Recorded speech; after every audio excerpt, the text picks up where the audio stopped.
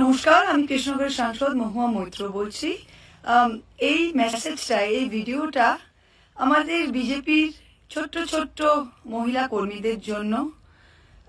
আপনাদের একটা ভিডিও দেখলাম, কালকে আমায় কেউ পাঠালো, সংবাদ মাধ্যমে বোধহয় দিয়েছেন, যে কালকে কৃষ্ণনগর কোর্টে কোনো একটা কেসে সামান্স হয়নি, কিন্তু কোনো হিয়ারিং ছিল। যাই হোক, আপনারা আমার অধীর অপেক্ষায় ছিলেন। আপনাদের প্রত্যেকটার মুখ দেখা যাচ্ছে। আচ্ছা, এই বিজেপির মহিলা কর্মীদের আমি বলতে চাই যে আপনাদের তো বিজেপির দাদারা তাতিয়েছে, বলেছে যান যান, হিরোইন হবেন, হাতে ডিম টিম নিয়ে অপেক্ষা করুন, মহুয়া মৈত্র আসবেন। মহুয়া মৈত্র হতে পারবেন না, কিন্তু মহুয়া মৈত্রের দুটো ডিম ছুঁড়ে যদি আজকে হিরোইন হয় তাহলে খুব ভালো। আচ্ছা, মহুয়া মৈত্র উজ্জ্বল বিশ্বাস নয়। প্রত্যেকটা দিদিমণিকে বলি, বিজেপির সুন্দর সুন্দর মহিলা কর্মীদের, যে রাজনীতি আমিও করেছি, আপনারা অন্য পার্টি করেন, কিন্তু একটা সিস্টেমের মধ্যে রাজনীতি করতে হয়। আমি এমএলএ হয়েছি, এমপি হয়েছি, কোনোদিন কোনো বিজেপি কর্মী পর্যন্ত, কোনো নেতা পর্যন্ত, শুভেন্দু অধিকারী এসে মিটিং করেছেন কৃষ্ণগড়ে, আমাকে অনেক বলেছে পাল্টা মিটিং করো, অনেকে বলেছিল আপনি কালো পতাকা দেখান, আমি বলেছিলাম না, সবার গণতান্ত্রিক অধিকার, এসে মিটিং করবে যাবে, কোনো প্রবলেম নেই। তা আপনাদের মুখ তো দেখা যাচ্ছে, আমি তো উজ্জ্বল বিশ্বাস নই, আপনাদের মুখ দেখা যাচ্ছে, আপনারা যে আমার জন্য অপেক্ষা করছেন হাতে ডিম নিয়ে, প্রত্যেকটার মুখ দেখা যাচ্ছে। You can be recognised, you can be identified. এখন আমি কি করব? আমি তো এফআইআর করব।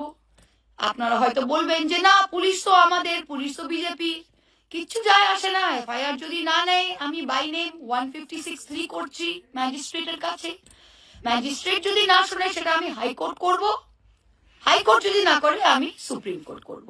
তাই প্রত্যেকটা মহিলা, আপনারা যে ডিম নিয়ে 2 মিনিটের জন্য হিরোইন হতে সেজেছিলেন, আপনাদের কিন্তু আগামী 3 বছর কোর্টে হাজিরা দিতে হবে।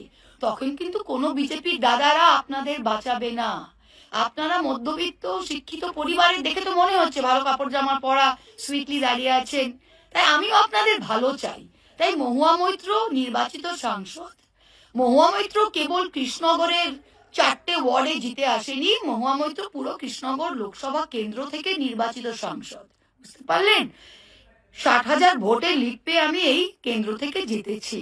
তাই 2029 অব্দি আমি এমপি আছি, এবং আমি দাপটে সসম্মানে নিজের এলাকায় থাকি এবং থাকবো। তাই আপনারা যদি বিজেপি দাদাদের কথা শুনে ক্যামেরার উপরে নিজের মুখ দেখিয়ে দিন নিয়ে দাঁড়িয়ে থাকেন, তাহলে আগামী দিনে 156(3)টাও আপনারা ফেস করবেন। আগামী দিনে হাইকোর্ট, সুপ্রিম কোর্টে হাজিরা দিতেও কিন্তু আপনাদের যেতে হবে। এই সুন্দর মিষ্টি কথাগুলো আপনাদের জানিয়ে রাখলাম। অনেক ধন্যবাদ, বাকিটা আপনারা বুঝে নেবেন। Thank you.